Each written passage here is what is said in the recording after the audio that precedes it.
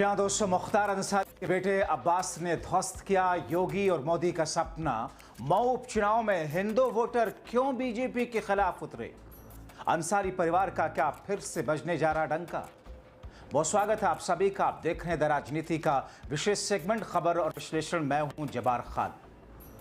दोस्तों, क्या एक बार फिर से 3 दशकों की तरह ही उत्तर प्रदेश के मऊ सदर सीट पर अंसारी परिवार का ही डंका बजेगा?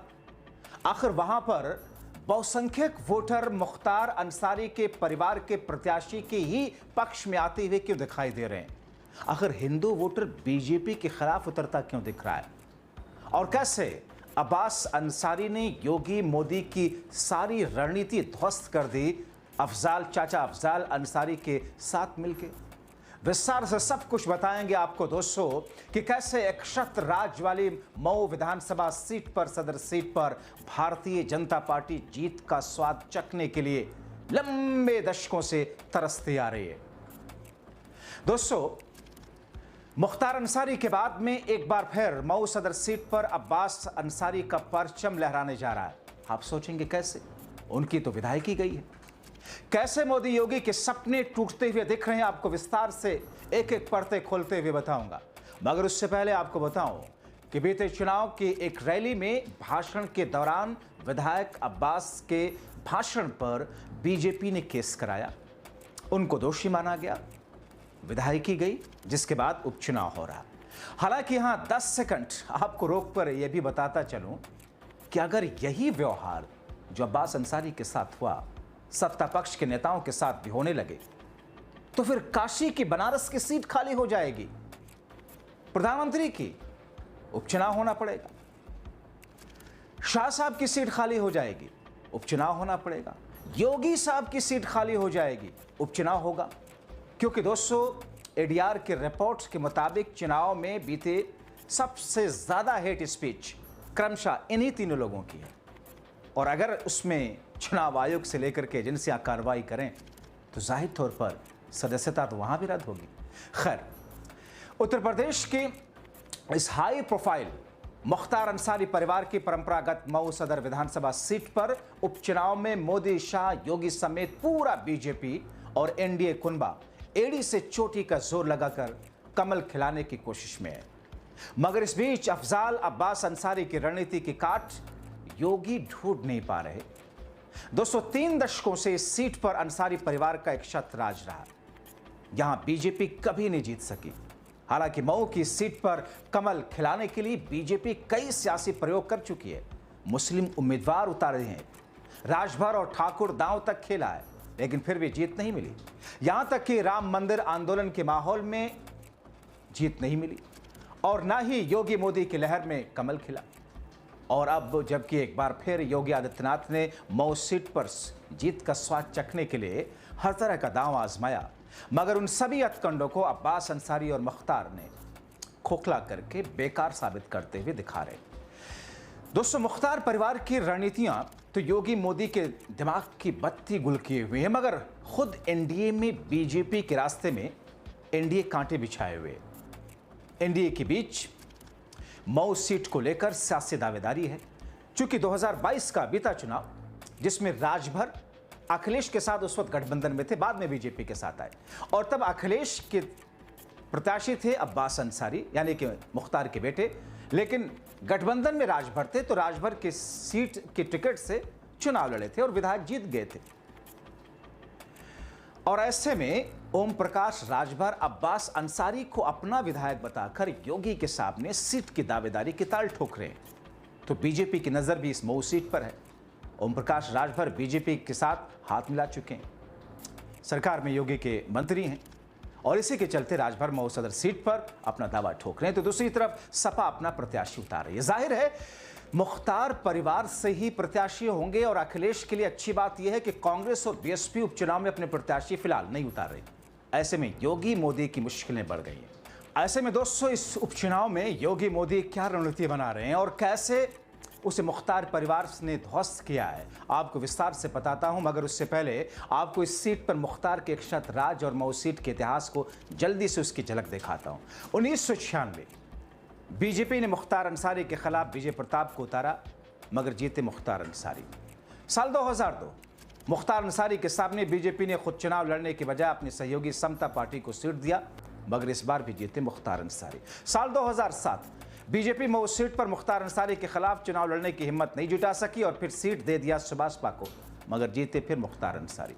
साल 2012 मुख्तार के सामने बीजेपी ने फिर हिम्मत दिखाई, अपना ही प्रत्याशी अरिजीत सिंह को उतारा, मगर इस बार उनके प्रत्याशी को, बीजेपी के प्रत्याशी को वोट मिले 10,000 से भी कम, फिर जीते मुख्तार अंसारी। 2017 बीजेपी फिर हिम्मत दिखा तो दी और दिखा नहीं सकी और सीट दिया गठबंधन को, सहयोगी सुभाषपा को, मगर फिर जीते मुख्तार अंसारी। साल 2022 मुख्तार अंसारी ने अपनी जगह बेटे अब्बास अंसारी को उतारा, जिनके खिलाफ बीजेपी ने अशोक किंग को खड़ा किया, मगर इस बार भी बीजेपी को मिली हार और फिर जीते मुख्तार अंसारी के बेटे अब्बास अंसारी। दोस्तों, चूंकि मुख्तार अंसारी के विधायक बेटे अब्बास अंसारी को भड़काऊ भाषण के मामले में 2 साल की सजा होने के बाद उनकी विधानसभा की सदस्यता रद्द होने के चलते इस सीट को खाली माना गया, जिसके बाद उपचुनाव सियासी बिसात जिसको लेकर के इस वक्त गहमा गहमी है।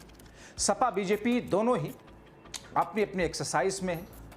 मुख्तार अंसारी नहीं है, अब उनके बड़े बेटे अब्बास अंसारी सजा याफ्ता होने के चलते चुनाव नहीं लड़ सकते। मुख्तार के छोटे बेटे को फर्जी हस्ताक्षर के मामले में योगी पुलिस गिरफ्तार कर चुकी है, जो रिमांड पर है, मगर फिर भी योगी और बीजेपी की दाल मऊ में गलती नहीं दिख रही है। दोस्तों, मुख्तार अंसारी के इकशत राज वाली मऊ सीट पर मुख्तार परिवार का कब्जा बने रहने की कहानी बड़ी दिलचस्प है, जल्दी से बताता हूं। 90 के दशक में सियासत में कदम रखा जब मुख्तार ने, तो गाजीपुर के बजाय मऊ सीट को अपनी कर्मभूमि बनाया। गाजीपुर से उनके बड़े भाई अफजाल अंसारी राजनीति क्या करते थे, जिसके लिए ही मऊ को मुख्तार ने चुना। मुख्तार अंसारी 1996 में मऊ से पहली बार किस्मत बीएसपी के टिकट पर जीतकर विधानसभा पहुंचे और तब से लेकर अब तक, जब तक वो चुनाव लड़े, विधायक बनते रहे।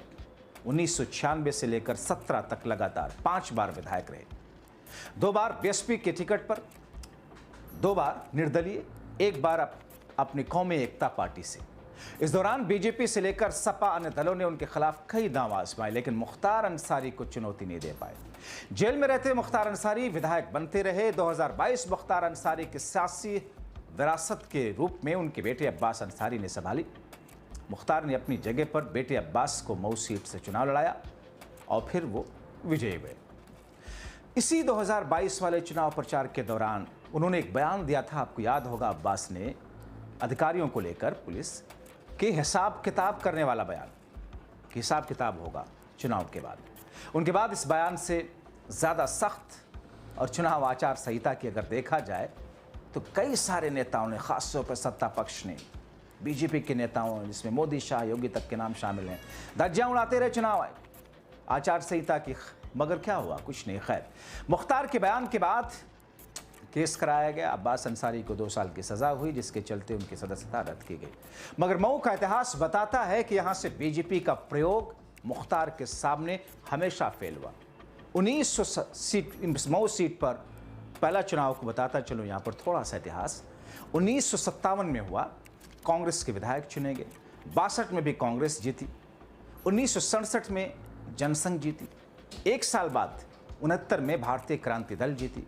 74 में सीपीआई ने परचम लहराया, सीपीआई-एम जीती। 89 में बीएसपी का कब्जा रहा, बीजेपी का गठन हो चुका था।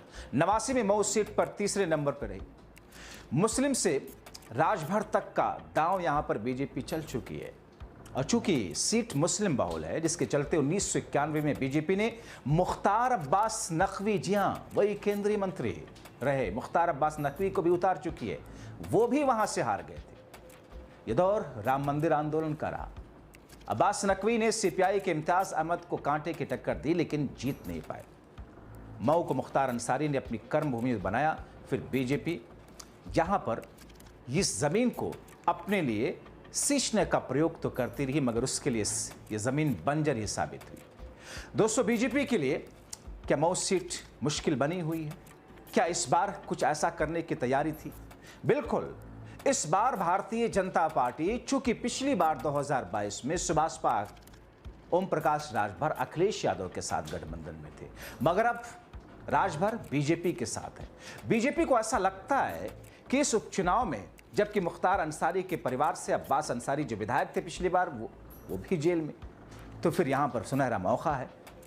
मगर दोस्तों, जो मऊ का जो पूरा का पूरा समीकरण है वो बीजेपी के लिए फिट ही नहीं बैठता है और बीजेपी के लिए जीत दूर की कौड़ी लग रही है।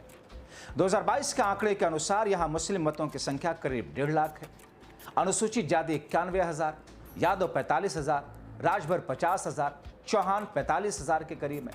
ठाकुर वोटरों की संख्या 20,000, ब्राह्मण मत 7,000।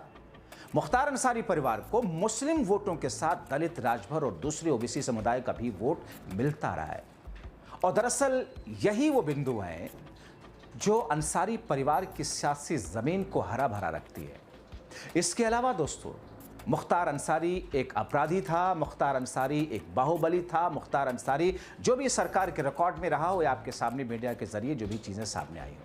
लेकिन उसका दूसरा पक्ष ये रहा है कि मुख्तार अंसारी को मऊ, गाजीपुर में चाहे वो हिंदू हो, मुस्लिम हो, अक्सरियत ऐसे लोगों की रही है जिनके साथ में मुख्तार परिवार खड़ा रहा है और इसीलिए वहाँ का हिंदू वोटर भी ज़्यादातर मुख्तार अंसारी के परिवार के साथ हमेशा खड़ा रहा है जब से उन्होंने चुनावी मैदान में अपना पैर रखना शुरू किया रखा, तब से लेकर अब तक। और दरअसल जो तब सभी समुदायों का वोट है, खासतौर पर बहुसंख्यक वोटर मुस्लिम वोटरों के साथ मिलकर के मुख्तार परिवार के लिए जीत को आसान नहीं बल्कि एक तरीके से सर पर ताज पहना देता है। ऐसे में दोस्तों, उत्तर प्रदेश और खासतौर पर पूर्वांचल की राजनीति को नज़दीक से देखने और कवर करने वाले लोग ये मानकर चलते हैं कि इस उपचुनाव में भी सुभाषपा के बीजेपी के साथ होने के बावजूद बीजेपी को फायदा नहीं मिलने वाला। फिलहाल तो उनके यहाँ सिर्फ फटोवल यह है कि सीट सुभाषपा चाहती है, बीजेपी अपना उम्मीदवार चाहती है। और वैसे भी सुभाषपा को बीजेपी के साथ उपचुनाव में हमने बीते उससे पहले के चुनाव में देखा है, बीते जो 10 सीटों पर विधानसभा चुनाव हुआ उससे पहले वाले चुनाव में भी देखा है, किस तौर पर सुभाषपा कोई फायदा नहीं पहुंचा सकी। ऐसे में क्या एक बार फिर से यही कहा जा रहा है कि मुख्तार परिवार से जो भी उम्मीदवार होगा विजयी तो यही होगा। फिलहाल आप क्या सोचते हैं चुनाव से पहले? अपने राय कमेंट बॉक्स में जरूर लिखें। अभी के लिए इतना ही, बहुत शुक्रिया।